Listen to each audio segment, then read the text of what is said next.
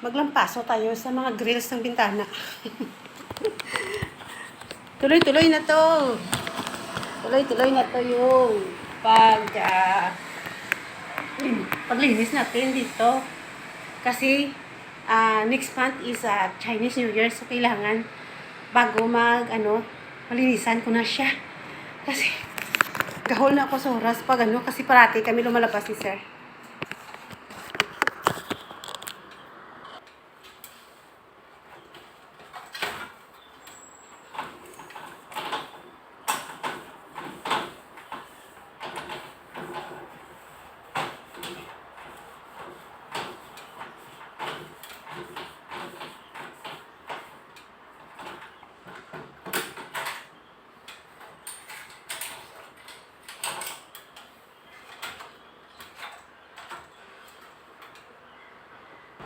Nainis ako, ang daming mga pupo ng pigeon.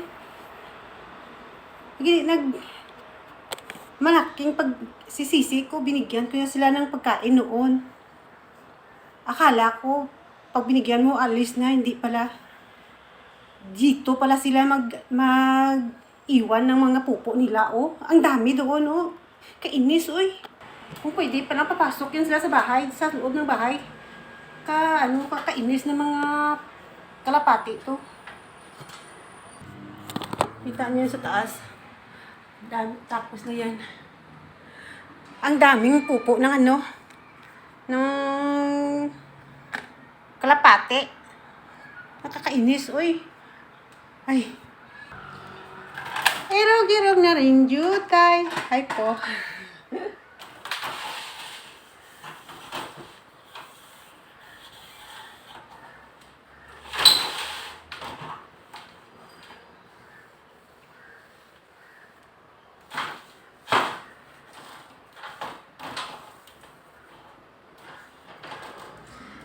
Kung di sa sunod na araw, na ako? Libre na ako. Tapos ko na to. Yan na lang ko ang ilaw namin. Yan ang linisin ko pa. Kunin ko yan mamaya.